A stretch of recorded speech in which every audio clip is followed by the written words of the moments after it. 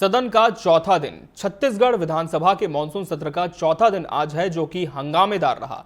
DAP खाद की आपूर्ति का मुद्दा उठाते हुए कांग्रेस नेताओं ने खूब हंगामा किया। नेता प्रतिपक्ष चरणदास महंत, पूर्व मुख्यमंत्री भूपेश बघेल, पूर्व मंत्री उमेश पटेल ने सरकार पर प्राइवेट सेक्टर में डीएपी देने और किसानों को न देने का आरोप लगाया। सदन में खूब नारेबाजी हुई। हंगामा करते हुए आपको बता दें, कांग्रेस के विधायक विधानसभा सदन के गर्भगृह में जा पहुंचे। कई बार समझाने के बाद भी जब कांग्रेसी विधायक सदन के बाहर नहीं गए तो डॉक्टर रमन सिंह विधानसभा अध्यक्ष नाराज हुए।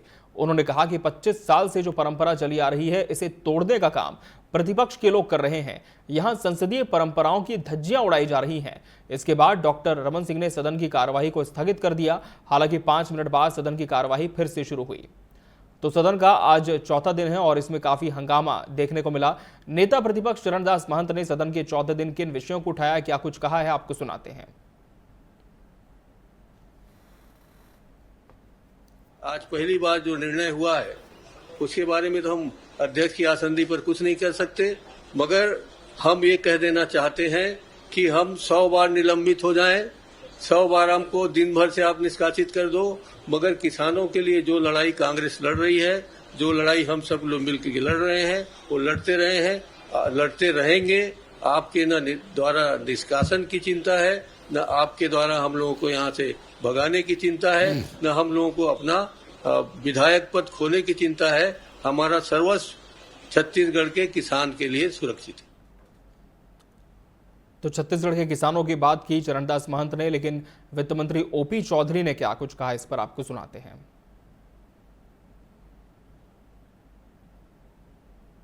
मकानों का आवंटन हुआ था लगभग 88 करोड़ रुपए की राशि का।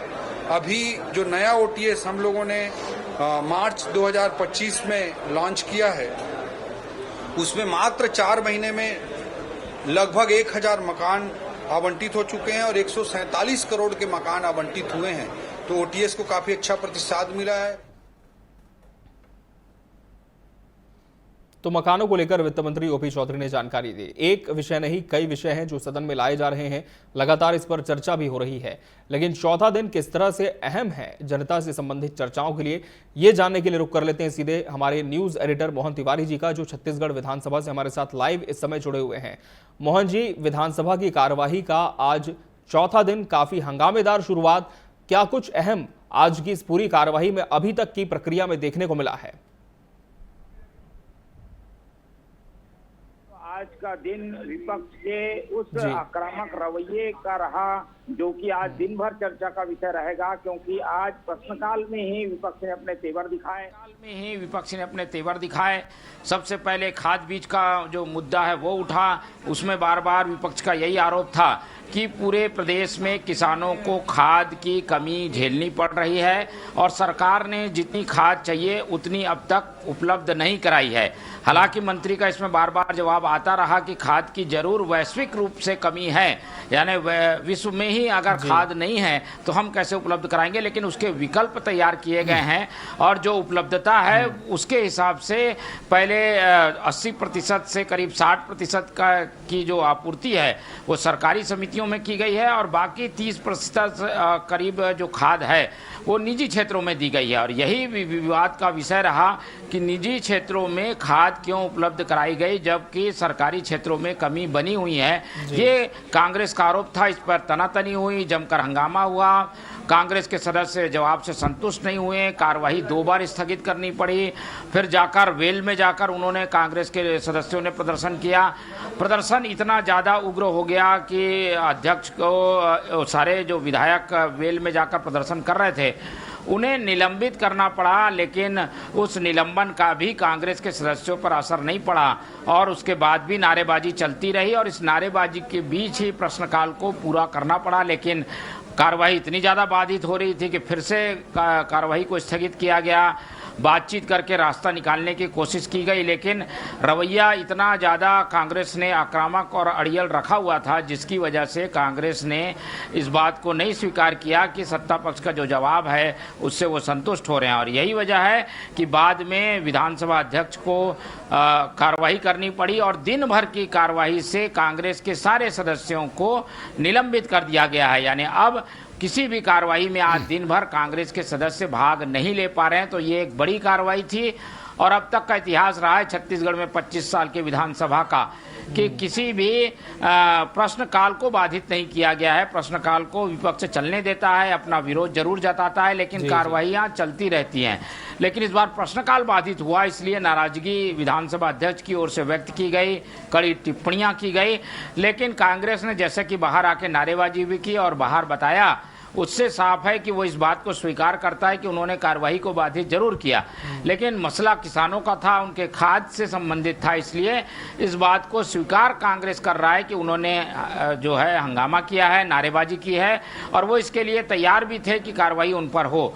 तो कार्रवाई आज पूरी तरीके से विपक्ष के उस रवैये पर केंद्रित रही जो कि नारेबाजी के रूप में हमें देखने को मिली। हालांकि कांग्रेस के सदस्य अब निलंबित हो गए हैं, कार्रवाई अभी विधानसभा की चल ही रही है। जी, जो विधेयक प्रस्तुत किए गए हैं उस पर चर्चा हो रही है, लेकिन विपक्ष आज की कार्रवाई में भाग नहीं ले रहा है।